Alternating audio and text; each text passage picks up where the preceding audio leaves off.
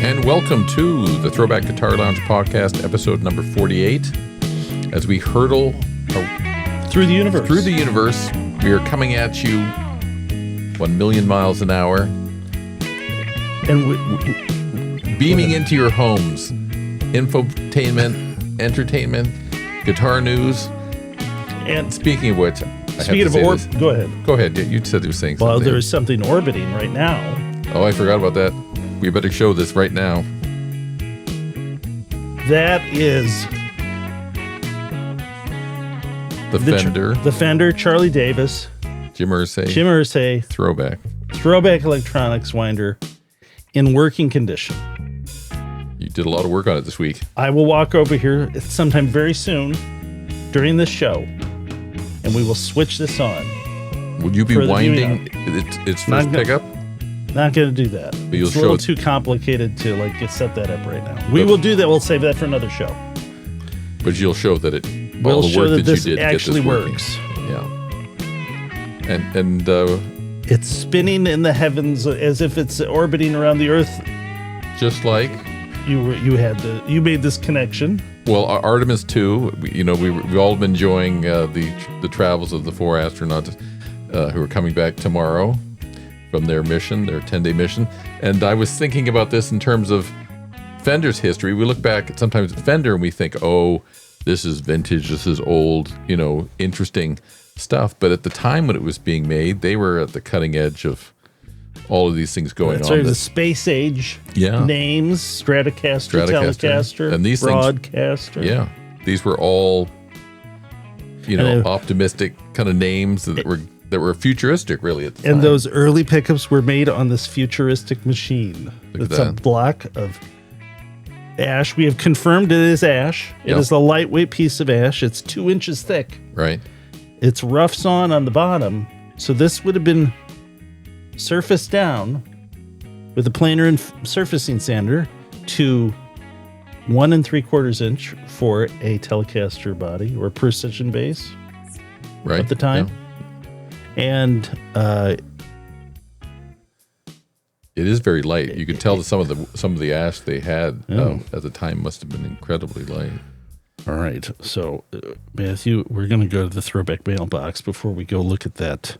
Yeah, let's see it one more time. Fascinating machine. Hold on here, right there. I got a rubber band that's is it surf green? It looks surf green. It's kind of jerky. Where our satellite connection to the firmament is not that great right now. So, the sun's behind it, even though there's a shadow cast on that white table. But this could be up there right now with Artemis and the making history, a heavenly body of its own. Okay, so Matthew, onto the mailbox. Okay, well. Again, making news as we always do here at you're going to take credit. You're going to take credit for a very important thing here. Well, you mentioned this, and I didn't realize this, but we in episode 46, so 2 episodes ago, we announced that Guitar Center was getting into the guitar making business, and that we seem to have scooped everybody on this piece of news. You did it, and because people are commenting on it now, but we were way ahead of the curve on this story. You, Matthew, were the one who found it too. You set the tone from the beginning. Yeah, about the whole Guitar Center making guitars thing, and it was something like, are they out of their bleeping mind? I know. I think I've been banned from Guitar Center. I can't show my face. And the rest of the YouTube world has fallen in line behind your initial thoughts with this. She set the tone. I know that people are upset about it. We'll have to see what happens. The first I heard of anybody else messaging it was Phil McKnight on his podcast, but a little behind us. And then then all of a sudden a flood, though 2 weeks later. So maybe that's a sign to subscribers. I guess subscribing has fallen out of favor because Phil is like one of the kings of course, the YouTube guitar universe. Maybe our audience though has keen insights that they can funnel to us through the ThroBak website that will allow us to have another scoop like this. Yeah, this is. Well, we'll be trading on this one for a couple of weeks yet, I think, though, because the story's ongoing. Yes, and I've been following is it Gabe Del Porto? That's the name, Gabe, the CEO of Guitar Center. He's updating his channel with information, but there's been no real news. He's anticipating things coming, and designs apparently are coming on their way. But is it? You suppose it was just an idea to inflame the guitar public, get some PR? I think it's part of that, but I think once you start this, you've got to follow through on it. They must be working on something that they can, have ready by the fall. I would think. It's not going to take. This can't be. You're probably right. Maybe that's the next scoop, Matthew. You'll get to see firsthand. They'll have to come to us to get and then try to win our approval. That's it. We'll have to be skeptical. Yeah. Yeah, you're going to be the arbiter as to whether or not this is a worthy guitar. Well, look forward if they want to that. send us one, they can leave it on our doorstep. Is there more from the? We've gotten one free guitar. That's true. A very appreciative ThroBak customer sent us. It was one. even before the podcast. Just send us guitar. We thought there was something wrong. Yeah, we thought, what is this? Yeah. Okay. There's a couple other things from the last episode, from episode 47, about our unboxing of this winder that you're now showing. Let's take a look at it again. In all its glory. Right there. This viewer said, the anticipation of this unboxing felt very close to the Al Capone Vault unboxing by Geraldo Rivera back in the 80s. Wow, one of the most famous unboxings in the watched world. That. I did too. I saw them take a license plate out of the dirt fill and other sort of crap. I think it's literally called historic fill because it's junk. Is that right? Yeah. But they see how they did it. So they said this was first class entertainment that we were providing by this unboxing. And then another viewer said this unboxing was more exciting than Godzilla stomping Tokyo. Wow. So that's pretty good. That's pretty major. But then the other question is, people want to know, what does ThroBak plan on, or what do you plan on winding on this new machine? All right. So new old machine. It works. Mm-hmm. It's a little noisy. I will plug this in just a moment, and the rest of the ThroBak audience can hear this thing probably for the first. This is going to be the first time you hear and see this thing running on the internet. Yeah, that's true. Absolutely. Or true. any other sort of visual medium in a motion picture form. I wonder if I could guesstimate when the last time this was running. When do you think something like that was running? Well, Charlie Davis was using it. We have a picture of him using it. Yeah. So anyway, it's kind of noisy. It's made it this far.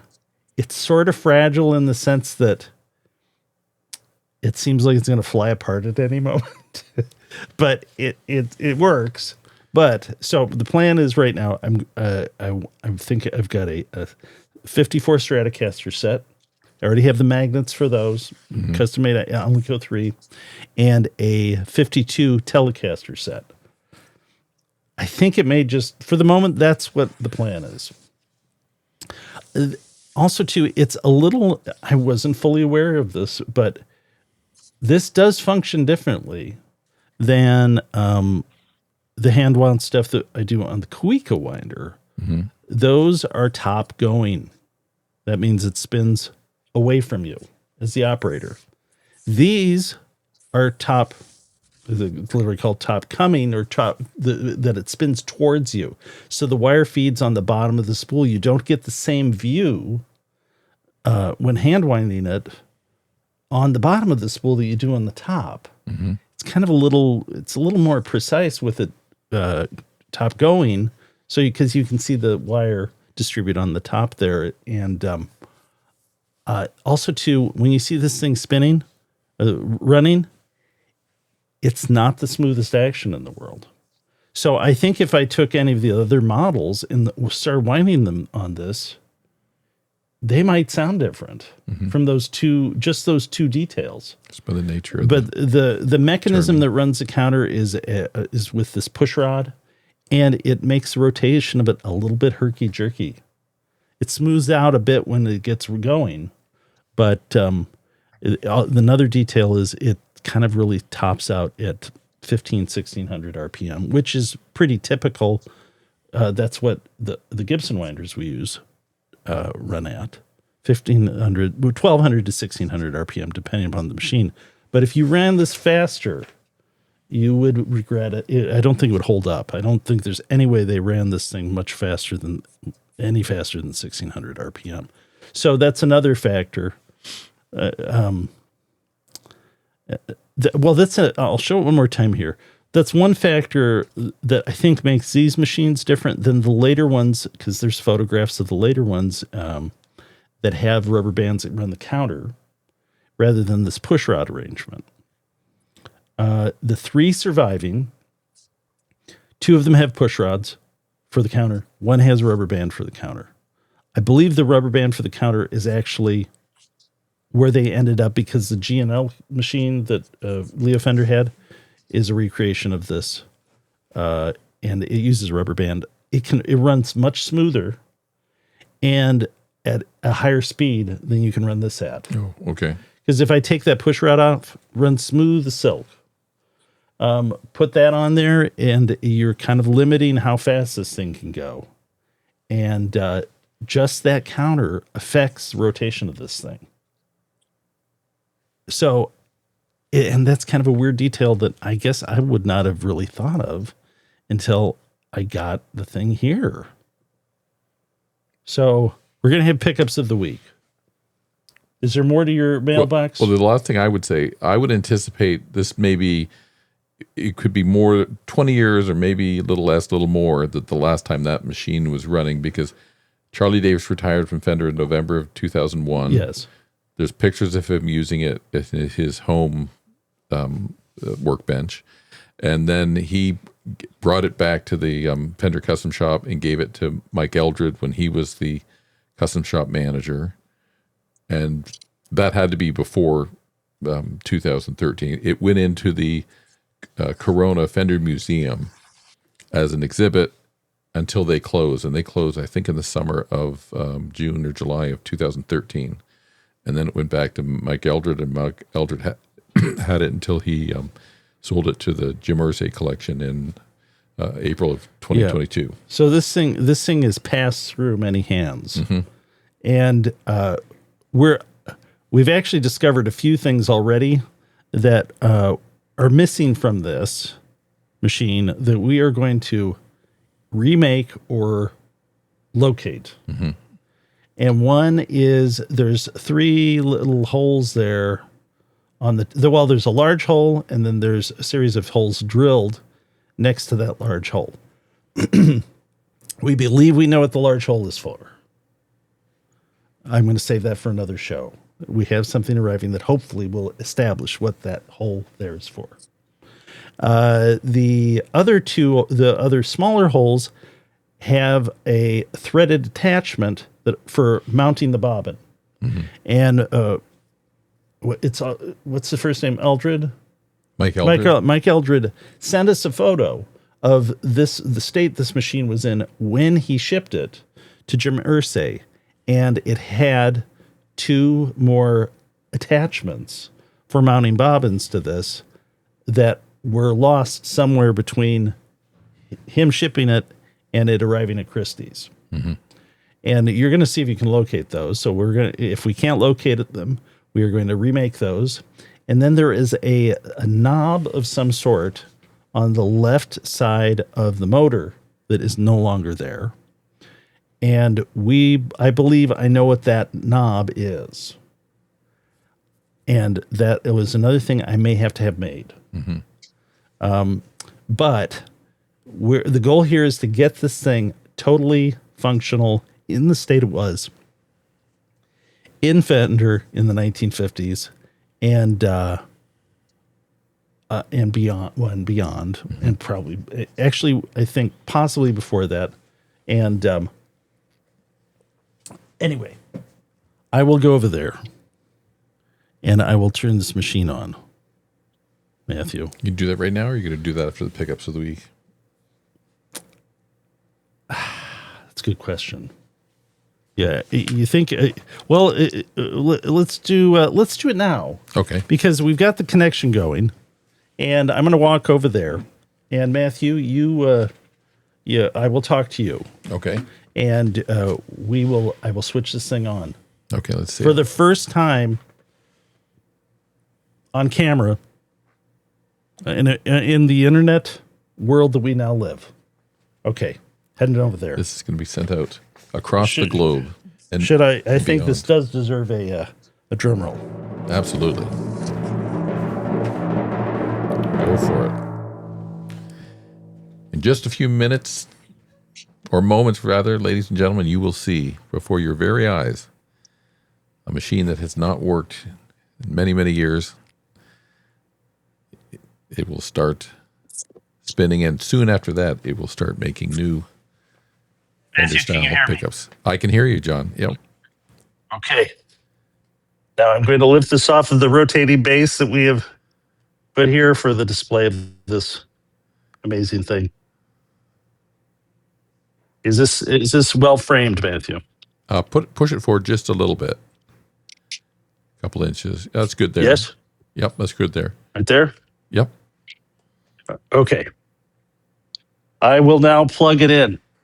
Paul, come here. We're using the Paul cam. Paul, show your hand to make there. He is presenting the. Wow, you're good at that, Paul. All right, you can go. Okay. I am plugging it in.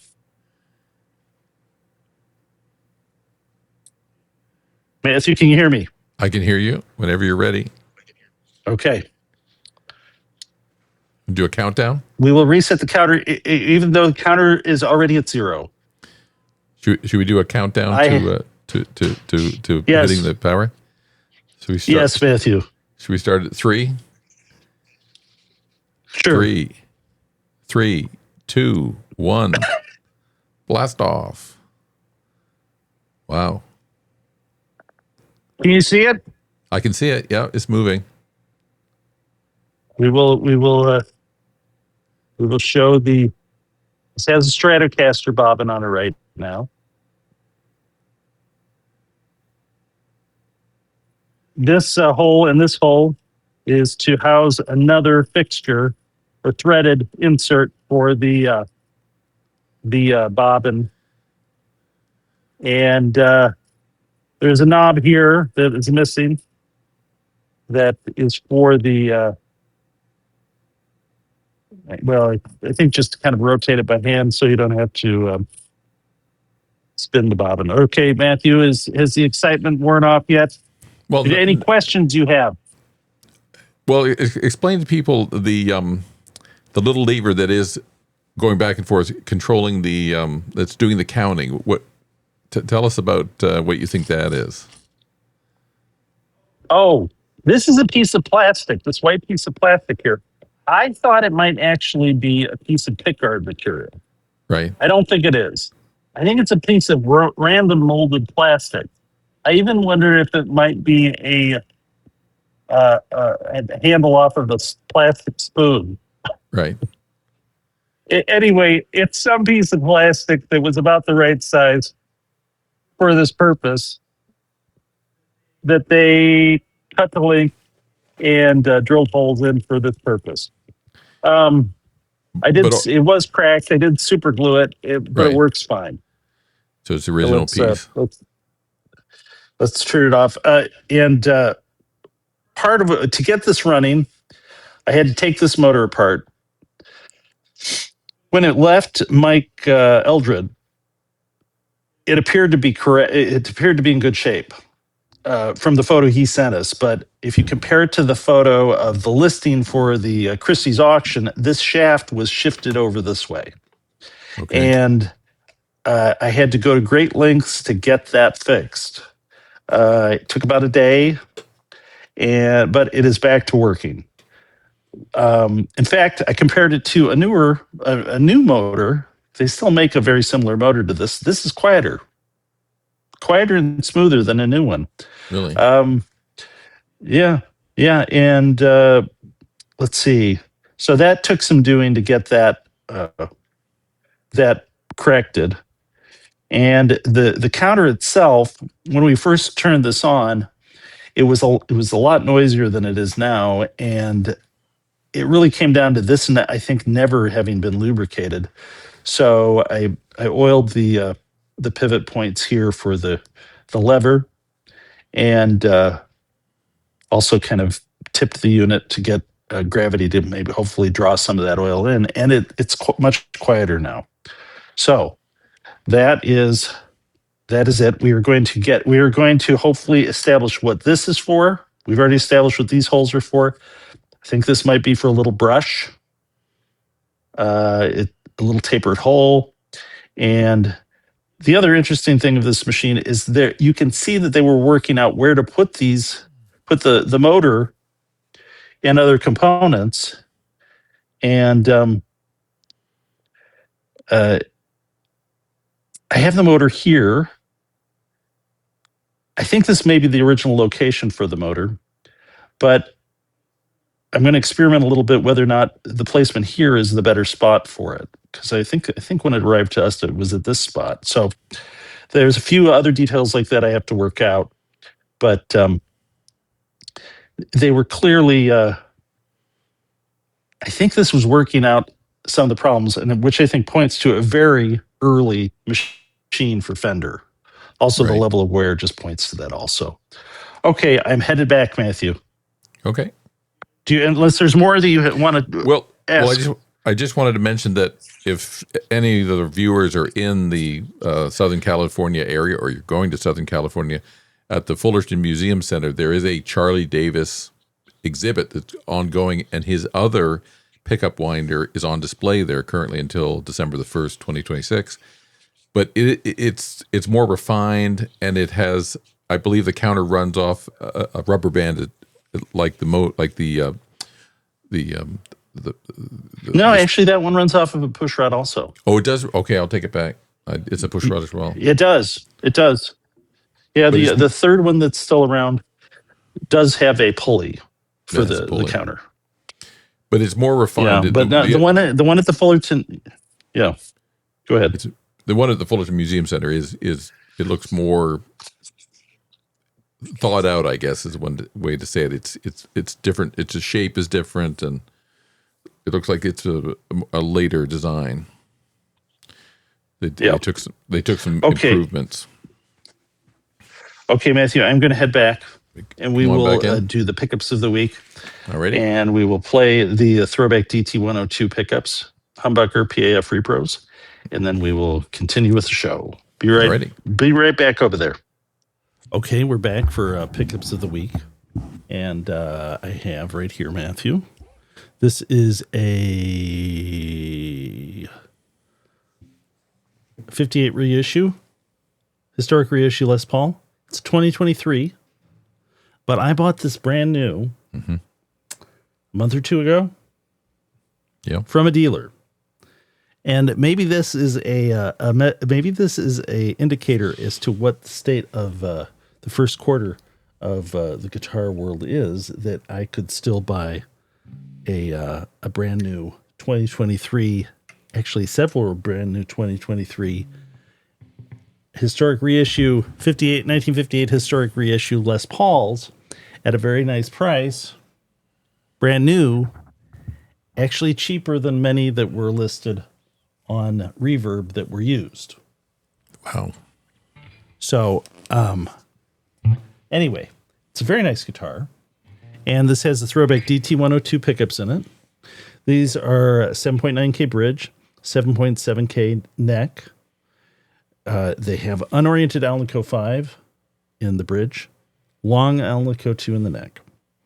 And they have a particularly chirpy sound in the middle position that I think has to do with that magnet mismatch, and also that the resistance is pretty close between these two pickups, and also that it's a set that's on the lower end of the resistance range for a P.A.F.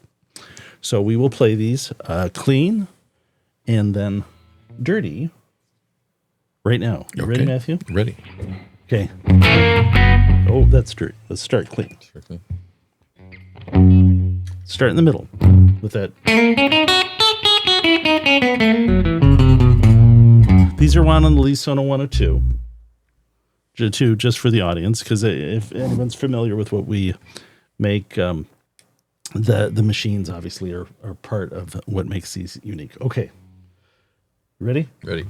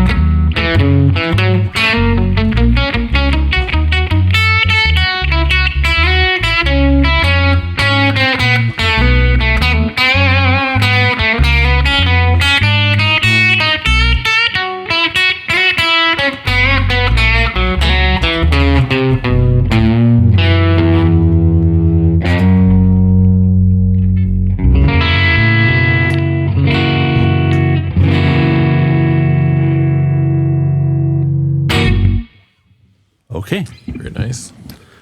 Again, that is the ThroBak DT102.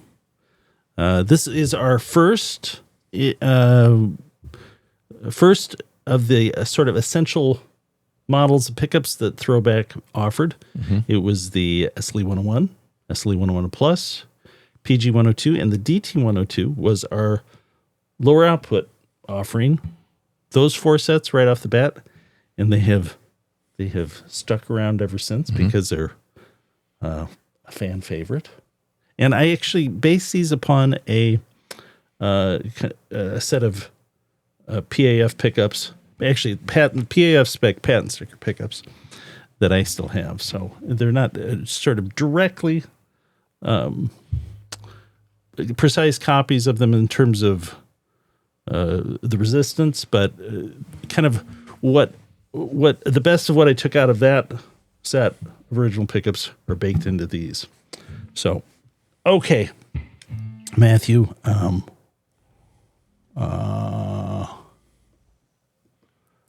we're going to go to the Guitargument at some point here. We got to put these things away. Okay, let's do that. Is the Guitargument set to go? Yeah. Okay, we'll be right back with the Guitargument. All right, Matthew, we are back with the Guitargument. You've set this up. Right. So so the argument is the guitar industry healthy in 2026, or are we in a bubble? A bubble. Okay. Are you going to argue bubble or no bubble? You're taking the position that it's in a good place. Oh, it's a good. Okay. And I'm saying that it's a good place for us, actually. I'm saying we may be in a bubble. Okay. All right. We will start that right now, Matthew. And are you ready? Yeah. Okay, 5 minutes right now. You want to start, or am I going to start? Yeah, you're going to start. You're going to be the bubble man. Okay, so I don't think that the things are as rosy as people tend to think they are, or that they're kind of moving along kind of in an okay way. I think we may be in a little bit of a bubble. I think people are holding back right now because no, you mean when you say holding back, what do you mean? Holding back and purchasing? Purchasing, sure. Okay, all right. I mean, you've got. Well, I'll use the Chick-fil-A scale that you use to determine the economy.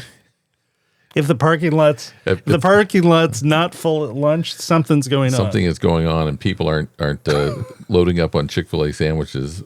Like it's going out of style. I'm telling you, there's fewer people in the parking lot since gas prices went up. I'm just telling you. Well, I stopped at the main intersection down on Michigan and Fuller, and I looked over, and regular gas prices yesterday were $4.19 a gallon, and diesel was $5.26.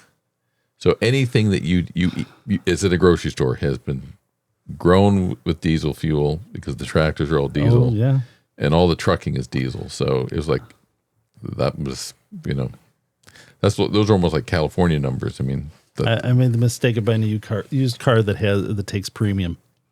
It'll run on regular, but I feel I must use premium. But go on. So people are still buying used gear, but the used gear is creeping up. I mean, I have a JMJ Mustang signature bass. It's made in Mexico. I bought it used a year after I think they came out. I think they came out in 2018, 2019. I bought mine used for $699. Okay, so there's inflation. Now, brand new, that guitar is selling for $1,849. No, how is this bad though? Well, is your argument that that's a huge jump? Well, maybe it's because there's the demand. There's the demand. It's the price goes up because of demand. This is evidence that it's actually better than you think. Don't you think? I don't know. I think. Or do you think it's a detachment from reality? I think there's a little bit of detachment. I think this. Okay. Things have been a little shaky this quarter. Okay. Well, then I will explain. I will take the side of the guitar industry is better than ever. I maintain that the fact that your used bass is now in stratospheric prices, and you're feeling that it is evidence that they're now fetching this price on the used market. Did you find a lot of them at that price? On the used market, I saw one. Actually, at Guitar Center one, they want $1,599. And they had one. They had at least one. Okay. That I saw maybe more. At ThroBak, our sales have been very good. Now, you could say that it might have something to do with this podcast that we're doing here, because it certainly has helped us kind of spread the word and message of ThroBak and all of the details that make us the kind of unique, important pickup making and effect pedal people that we are. Mm-hmm. But it's not really. I mean, you can attest to this. It hasn't really cut into. If the guitar market is dropping, do you see evidence of it here? Well, I often wonder if ThroBak isn't sort of somehow recession-proof, because when things get tough, it seems like even sales continue to go along because people say, well, I won't sell my guitar, but I'll just get new pickups for my I think guitar. there might be, okay, you could be right with that. I think there is sort of a fixer-upper. Well, not fixer-upper. It's like can't get the guitar.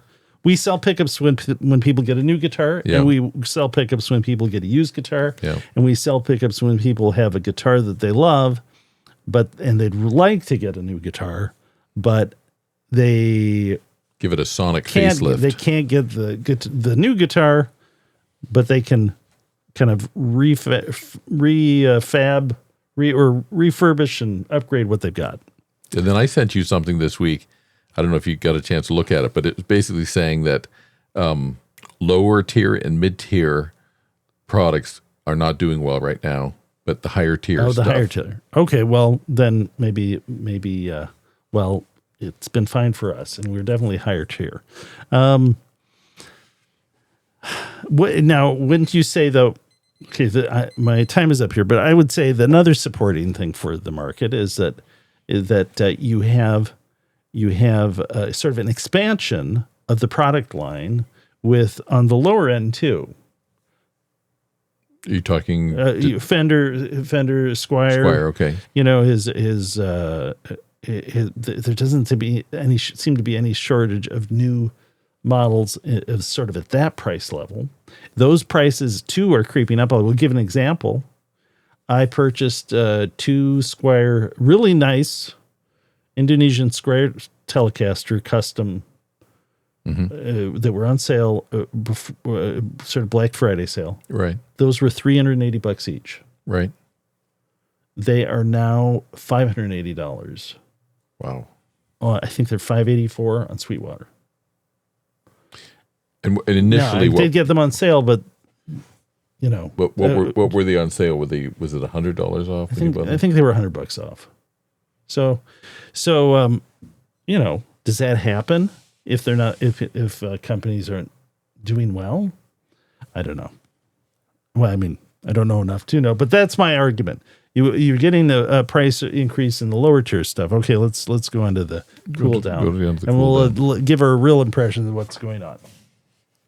I actually think that maybe evidence that the market is not great is that there is ever increasing amounts of used gear at Guitar Center, and it's more expensive. It does seem to be going up in price and quantity.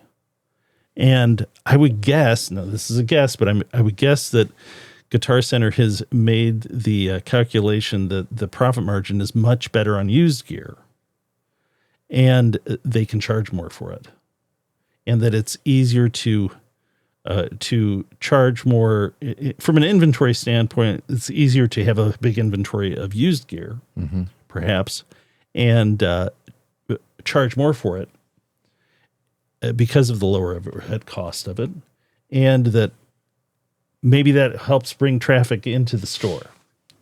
But I don't ever, if Guitar Center is your gauge, I don't usually find myself going in there and being like, deciding like, oh, the new gear is, I want to get that here.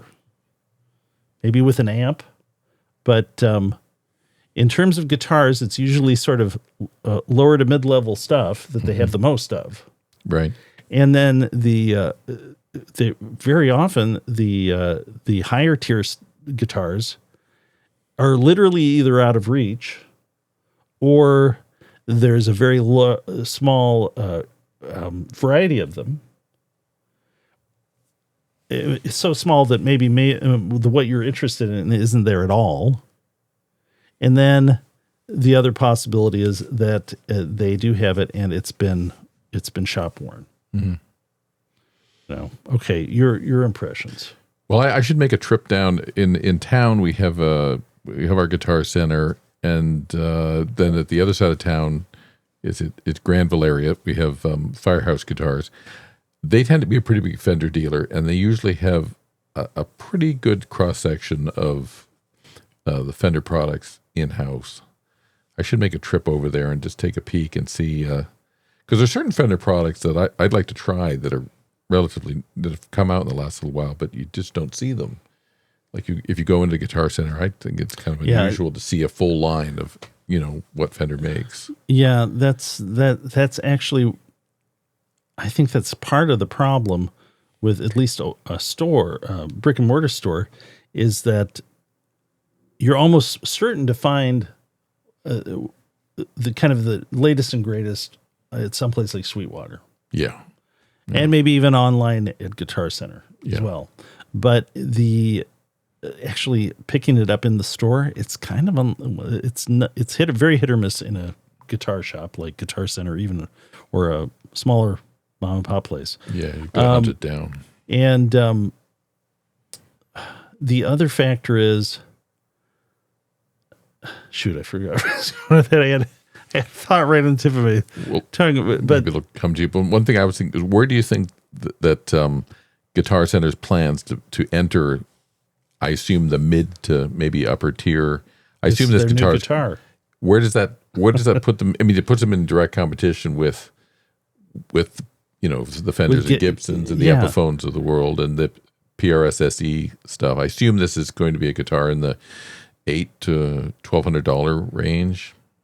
I don't know. Maybe what their Guitar Center is actually thinking is, if they can make something in the mid to upper tier, that's where the profit is. I would think so. And if they can accomplish that, which seems almost impossible, honestly, to me, but if they can accomplish that, maybe they think this is a high profit item if people like it, and it's very expensive, and maybe it's less vulnerable to people that are kind of shopping around for high quality import instruments, but which there are so many that are so widely available that it's like there's always an alternative that's good.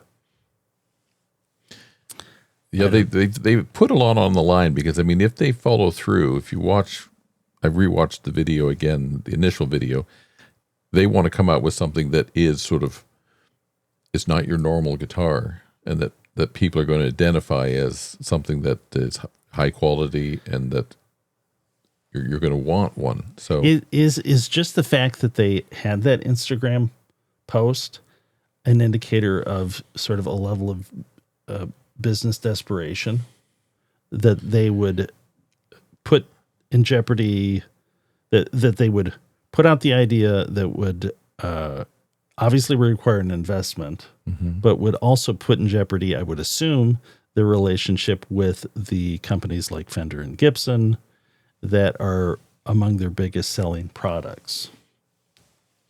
Well, one way to look at it, I was thinking, is that maybe that's what the industry needs. It needs a shakeup. They need some straight ahead competition. If it comes from Guitar Center, well, then maybe, I just don't see how. Okay. Because the Guitar Center, they say that it has 25% of Fender's inventory.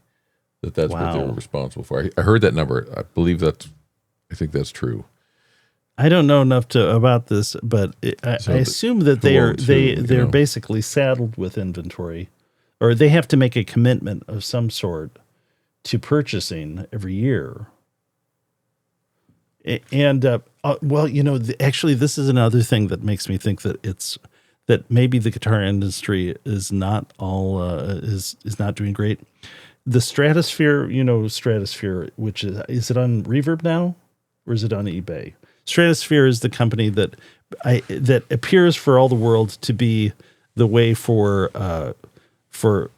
dealers of Fender guitars and now Gibson guitars to kind of clear out their inventory to Stratosphere. Whether or not that's done through Fender or through the dealers themselves, I don't know. But they're parted out, and you can make your own Stratocaster Les Paul. What I found interesting is I'm seeing more custom shop stuff really on there. And there is another company that appears to be competing with Stratosphere doing the same thing on eBay. So maybe Stratosphere is not able to absorb all of the sort of excess inventory that goes their way, and it's actually created another company that's doing the same thing. I forgot the name of the company, but I stumbled across it just a week or two ago, and it appears to be exactly the same sort of thing. You can get a new neck, but it's all parted out. How do they part out Gibsons? I didn't realize they were doing that. They are doing that. Yeah, they just strip them out. They obviously can't remove the neck, but they take all the hardware off, and you can put it all back on. It's a weird thing, isn't it? Yeah. That's got to be, I mean, the Stratosphere has been doing this for quite a while. So it's obviously become the norm in terms of a way of dealing with excess inventory, I am assuming.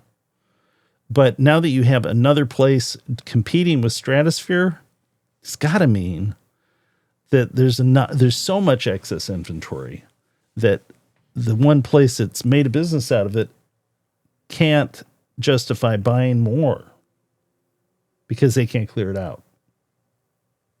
And anymore if they take on more. If you bought, if that's true, it's pretty bad. If you bought any Strat body and a Strat neck, what are the chances that they're just going to meld up just fine? I would assume I assume pretty good, just because they're all CNC at this point. I don't know. I don't know enough to know whether or not sort of an overseas lower tier one fits, let's say, a custom shop. My guess is you might run into problems with that. Right. I don't really know though, because I've never tried that. I have bought, I think once I bought a bridge from Stratosphere, Telecaster bridge, and I bought a Eric Clapton neck. Or did you? Stratocaster neck. So you could get, signature custom shop neck. It's a team built instrument, but it's I get is it considered custom shop? The signature Strat? It's USA made, obviously. I know they make a super expensive custom shop, that has custom plaque on it. Yeah, no, if you can get a custom shop Eric Clapton, but most of them I would think are just USA made. I actually did see a custom shop. I did see a custom shop. Maybe it was a Robert Cray that was on there recently. Like a bird's eye. Yeah, that actually had the plaque and everything. Yeah, because those are like the made in Mexico. Robert Cray is, what is it, like $1,200? Maybe that's gone up now too. I haven't checked that. I got to check that. But you can get a custom shop, and they're close to $5,000 now. Yeah. Okay. All right, Matthew. Are you ready to go off onto your Rorschach riffs? Yes. Okay, Matthew. I will get a Strat here. Should we just? I'll just do the drum roll here. I'll get you the Strat's right on the wall. Okay.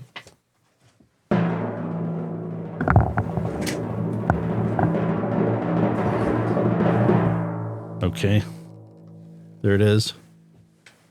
That is. We played that. Was it last week we played that?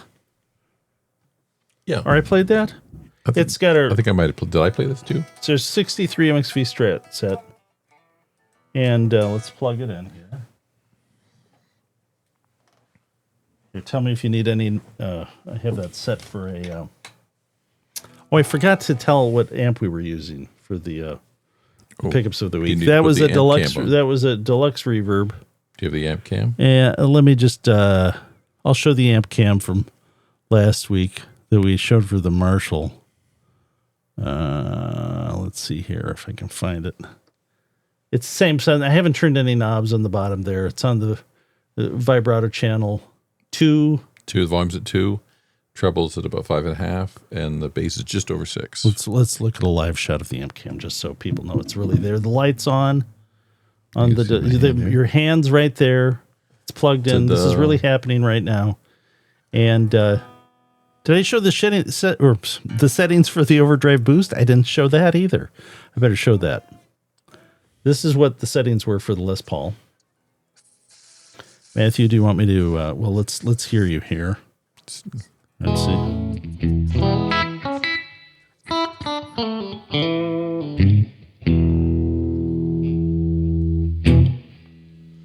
That you got the in between one and bridge and middle position. Yeah. There. Well, if you need anything adjusted, let me know. I'm going to start with the capo. Well, that doesn't feel like it's enough. It's a little tight there. Do you think it was tight? I thought it was too loose. Oh, I don't know. You know, but I feel it there. That feels pretty good.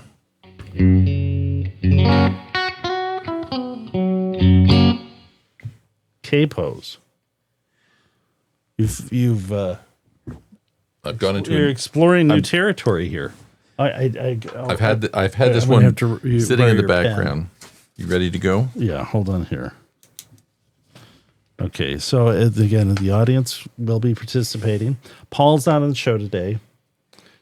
He showed his hands earlier, but that's all he was up for. He's gone. We did this a little later today. So anyway, 4 songs, 4 riffs. Right. Identifiable songs. Yes, Matthew? Oh yeah, no, you should know these. Okay. All right. Well, I think you'll know all of these pretty well. All right. Well, Ready? I'm ready. Capo on the second fret. Second fret. Are these all second fret capo songs? No, just the one. I have to take it off after this. Okay. Is it? Okay. Yeah, that's an easy one.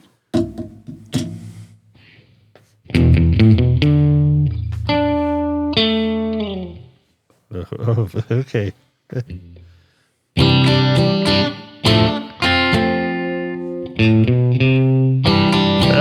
These are all very okay. Okay.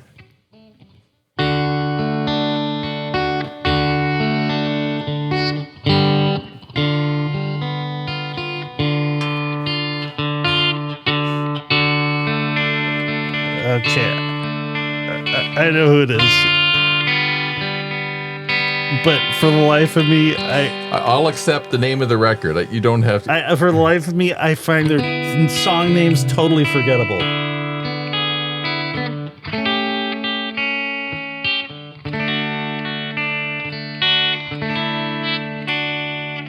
I'll accept the name of the record because I don't think you'll probably figure out or know the name of it's the last track on that record. Well, I know the song. I'm running it through my head. Okay, play. I know them all except the title of the last one. I know who's the song. So do it start from the top again? Yeah. I gotta put the cable back on. So hang on.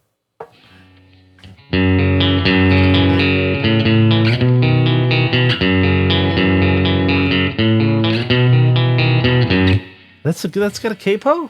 Yeah, it's a capo on the second. Yeah, you can't do it without it. Well, I can do it though. Yeah. So, that's not the riff I would choose from that. Well, that's what I did. That's too recognizable.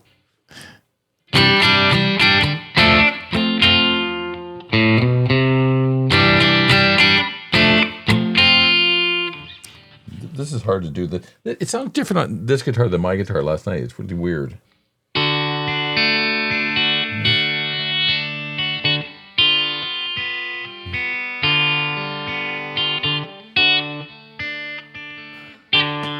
Shoot.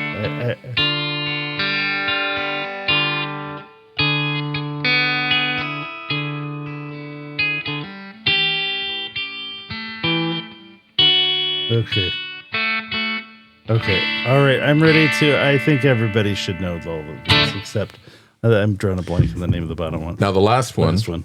Why did we do that? Because it's the dark side of the moon. And we're celebrating today the Artemis II's return to Earth tomorrow. Yes. So you want to go backward? Do you want to tell us what they are? Okay. The first one is is it Run to You or I'm Going to Run to You? It's just Run to You. Yeah. By Bryan Adams. That's right. And the guitar player, what's this guitar? I'm drawing a blank on his name. Oh, it's Scott, but what's his first name? Is it Brian? I don't remember, but he ordered a Strange Master from us years ago. Oh, yes. Wow. And I know part of there's some, he uses a Vox. I think that album he's using a Vox. My recollection, he had a modded Vox that had some sort of master volume kind of tweak to it, the knob. Okay. But a treble booster and a Vox is a classic combination, which I assume is why he ordered it. So it was kind of flattering that he ordered that. Whereas but not way Strange back Master not when they were recording the record. No, but it was quite a few years ago. They were touring, right? And if you're not familiar with ThroBak Strange Master, of course you are, Matthew. Right. It has a germanium mode, which has a germanium transistor for the kind of classic range master tone. And then it has a switch for a silicon transistor, which is more akin to is it called the Zonk box or Zonk machine, something like that, that Tony Iommi played. Okay. And also Brian Maytone very early is a range master germanium, but then there's a Peter Cornish pedal that was made for him with a silicon transistor. Anyway, you can kind of get both of those tones out of the Strange Master. Plus, there's a kind of low-high switch also to kind of tweak the response. Okay, so that's Run to You. The second song is Whip It. Right. By Devo. Now, I would have done the lick that is... There's a... Yeah. Yeah. I'll play it in a second. It's like thrown in there. I can't think of it right now. And then the third one is Rolling Stones' Waiting on a Friend. Correct. And the fourth one is Pink Floyd, obviously from the Dark Side of the Moon. Last track. And then that's where they say, I'll meet you on the dark side of the moon. What's the name of the song, though? Brain Damage. Yeah. See, it doesn't say that in there anymore. Okay. All right. It's like a place filler. Okay, so all right, we've done them. Those were all very identifiable. Let me see. Do you mind if I see if I can duplicate that? I don't know if I. So is it an E? Whip It? Yes. Yeah. That's. Yeah, it's up here. You got to go to D. You know, it's not that different from. I know it's very close. It's very close to Pretty Woman. Yeah. I didn't realize that until I was trying to figure it out. I was like, oh, this is you could start playing "Oh Pretty Woman." Oh shoot, I don't know the riff. I don't know if I ever played it.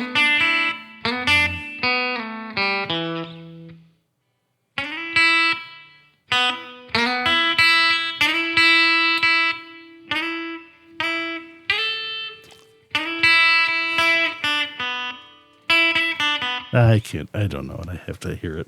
Okay. All right. So, Matthew, we're going to go to your musical musings. Oh. Right? I have a treat for you, though. We've forgotten the cookies. Now, this is I hope Bonnie will forgive us. I think Bonnie will forgive. But you have some special cookies. I have very special cookies today. These were made locally. They're custom-made cookies, and they're done up. You can take a look at them there. It says Life EMS. It's an ambulance service. So that's an ambulance service that's here in Grand Rapids. And my oldest daughter, Kathleen, graduated from EMT school today. And they had a little graduation ceremony. And they gave them these little cookies you could take as a... Do we get to eat them? And you could... I've got one for you. Here, I got one for Paul. All right. So it's a shortbread, I think. I'm going to eat one right now. I'm getting hungry. I'll go and eat one right away, but I can go on to the musings. You know where these come from? It says Cookies by Design and Cupcakes by Design, Granville, Michigan. That's just the next town over. All right. Should we go on to the musings? I'm on the musings. Okay. Are they good? Yeah, but I don't know what flavor the tire is. It's black. Is it black? Just black icing? No licorice flavor? Do you have that little thing we put up, the you're looking Robert for Palmer? Safari here? Yeah. Oh, hold on. Where the heck is it? Has it disappeared now? I got to... Hold on.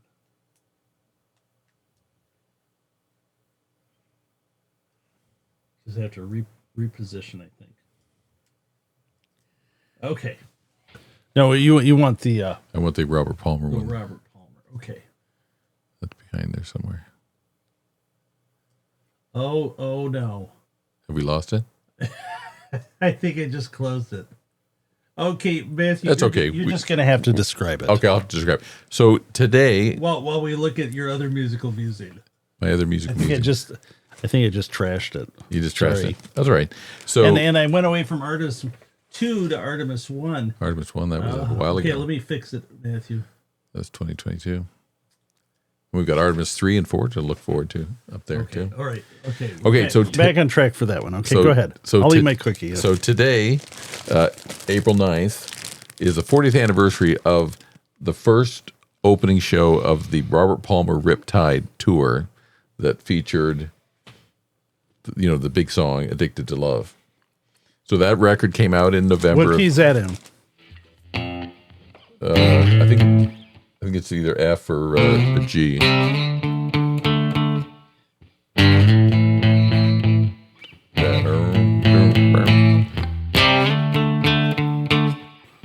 But we'll get copyright struck for that. Don't do that. Anyway, so 40 years ago tonight, I was at that show. It was at the Circle in the Square in Kitchener, Ontario. And I didn't realize it till much later. And I don't know how many years ago, but Eddie Martinez, who was playing guitar and does that riff. And I don't know if he played on the record too, but I don't know if he played on that song, if it was Andy Taylor from Duran Duran who played on the song. I'm not sure. Was he at the gig? Eddie Martinez toured with him. Yeah, he was playing one of the pink Hamer guitar. Do you remember the amps or anything? I don't know if he had Marshalls. I can't really remember, or if the stage was kind of clean. I just remember it being. But I also had the good fortune years later for ThroBak interviewing Eddie Martinez, because Eddie Martinez was a ThroBak artist, and it was a Jack Briggs sort of Les Paul style guitar. Jack Briggs with yeah. I don't know if it's the SLE 101 or 101 Plus. It's been a while ago. Well, but Jack Briggs makes really nice guitars. I have one of his sort of Les Paul specials. I think it's called an Apollo. Is that right? Go on. Right.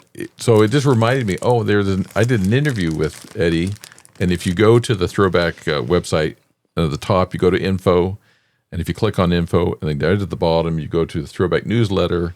Click on that. There's artist profiles, and Eddie Martinez is like artist profile number 6. So there's an interview there with him. But I during the interview with him, I just interviewed him by phone. I said, "Hey, I was at that show," and he goes, "Oh, I remember that show in particular." Because I'm looking at the set list here. You could get the set list from that online, and it was a pretty diverse set list, to say the least. He had everything, from the slower stuff to some standards to. But when it came to like the new stuff, I mean, it really was pretty powerful. And, Palmer was up there in his double-breasted suit, sort of belting it out. And Eddie Martinez he's got his Hamer guitar. It's all flash. He's wearing spandex. And they were very good. But I remember I said to Eddie Martinez in the interview, I said, I really remember that show it being pretty intense. And he said, oh, really? He remembered it the same way. He said those shows were intense, and it was, they played really well, and they've kind of on a roll, and they were riding a wave too of popularity as well. So how big was the venue? That's the thing. The record companies apparently wanted Palmer to be playing like hockey arenas because it doesn't sound like a large place. The way it sounds like sort of theater in the round sort of place. It's where the local symphony would play, and Palmer apparently had a fight with the promoters and the record company. They wanted him playing, and I think he probably at the time could have been playing much bigger venues, but he wanted to play smaller venues. And where that tour opened up, it's Robert Palmer wanted to play smaller venues. He didn't want to play arenas. Okay, and he really could have if he wanted to. I'm sure. But it was very big. Yeah, so that was just the start of the tour, and you could say, well, they could do the first leg and then come back around. But I think if you look at some of his tour dates, even the later times, he wasn't playing massive venues. He was playing, and that venue, I think, I meant to look it up the size of it, but I would think it's probably about 3,000 to 4,000, maybe not even that much. Maybe it's only 2,500. Wow. But you're. Here in town, it would be something like playing DeVos Hall, and where the symphony plays, and seeing a show there. But it was a good show, and I mean, according to the FM's set list site, he did a ZZ Top cover of "Planet of Women," which was a relatively new song, and then he did some Power Station stuff that had come out in the year before or so. But I remember it being it was a pretty good show. But that's 40 years ago. 40 years ago. Wow. Where does the time go? That's what I want to know. Wow. That's wild. And then just a couple of notes. I didn't mention this last week. People probably, this is old news now, but Eric Clapton has announced they're going to do, I believe this will be the 8th Crossroads Guitar Festival in September, and in 2 nights in Austin, Texas. Lots of big names. Is it still in a big arena-like setting? This outdoor stadium? No, this one is going to be. It'll be indoors. It's at. I think it's called the Moody Center. There's a Moody amphitheater, which only seats about 5,000 people. But this is I think it's on the university campus, and it's called the Moody Center. So I think it's probably typical, 15 to 16, 18,000, somewhere in there. But it's September 26th, 27th. So Joe Bonamassa, John Mayer, Buddy Guy, Billy Gibbons, Pete Townsend, Gary Clark Jr., Tedeschi Trucks Band. Those are some of the people. Pete Townsend. Is he touring right now? No, I think technically the Who was kind of like Aerosmith. I think the Who were kind of done, but I may be wrong about that. Does he have something out? That I don't know. Does he release something that I'm just not aware of? Yeah, maybe.